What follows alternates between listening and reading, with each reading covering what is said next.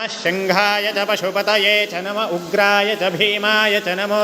अग्रे वधाय च दूरे वधाय च नमो हन्त्रे च हनीयसे च नमो वृक्षेभ्यो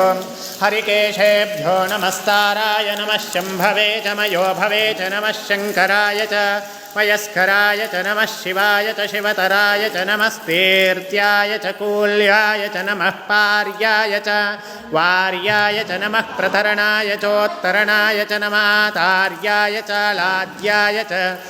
नमः शष्प्याय च फेन्याय च नमः सिकत्याय च प्रवाह्याय च नमः हिरण्याय च प्रपथ्याय च नमः शिखुंशिलाय च क्षयनाय च नमः खपर्धिने च पुलस्तये च नमो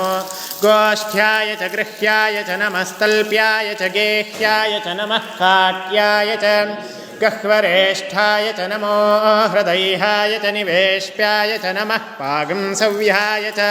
रजस्याय च नमः शुष्क्याय च हरित्याय च नमो लोप्याय चोलप्याय च नमः ऊर्मिहाय च सूर्मिहाय च नमः पर्ण्याय च पर्णशद्याय च नमो पगुरमाणाय च भिघ्नते च नमः आख्यतते च प्रख्यतते च नमो वह्खिरिकेभ्यो